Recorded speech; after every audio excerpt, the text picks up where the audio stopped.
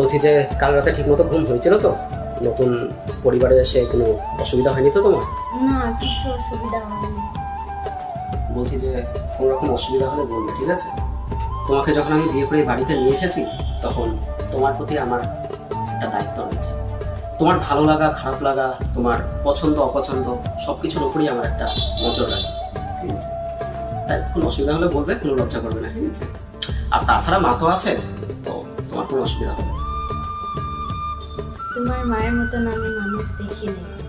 আমার কি লাগবে, কি পছন্দ অপছন্দ সব দিকে তোমার মায়ের নজর থাকে।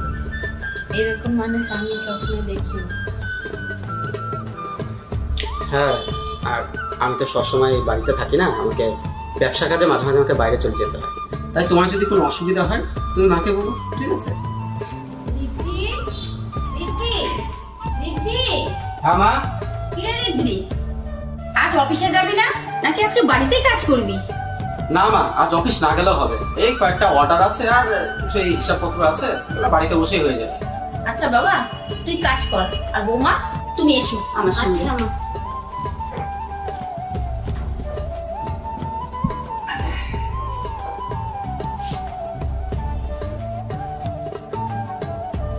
এসো বৌমা।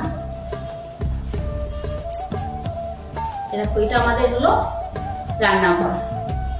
বিয়ের কদিনে যে ব্যস্ত ছিলাম, তোমাকে ঠিকঠাক কোনো কিছু তো দেখাতেই পারিনি, তাই আজকে তোমাকে দেখাচ্ছি কোথায় কি আছে, বুঝলে? আসো, এটা হলো আমাদের চাল রাখা, এটার মধ্যে চাল রাখা হয়, ঠিক আছে? আর এখানে সব মশলার জিনিস, এখানে হাত দিলে সব মশলাগুলো তুমি পেয়ে যাবে, ঠিক আছে?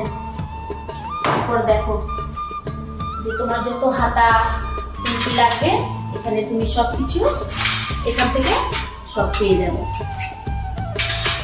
আর এই উপরে দেখছো যত বাসন টাসন ডিনার সেট বাটি টাটি সব পেয়ে যাবে এখান থেকে। এখানে তোমার ডাল, বিভিন্ন রকমের ডাল, বিস্কুট, চানাচুর সব এখানে পেয়ে যাবে, ঠিক আছে? আর দেখো, এই যে গ্যাস, এটা দিয়ে গ্যাস জ্বালাতে হয়। গ্যাসটা কিন্তু তুমি ঠিকঠাক ভাবে জ্বালাবে, ঠিক আছে? আর রাত্রেবেলায় শোবার সময় কিন্তু সব গ্যাসটা সব অফ করলে কিনা একবার দেখে নিবে, সব চেক করে নিবে, হ্যাঁ? খুব সাবধানে কাজ করতে হবে, ঠিক আছে?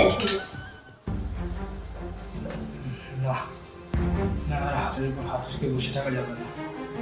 দিদির বউ চলে এসেছে, আর বেশি দেরি করলে সবকিছুই হাতের মধ্যে চলে যাবে।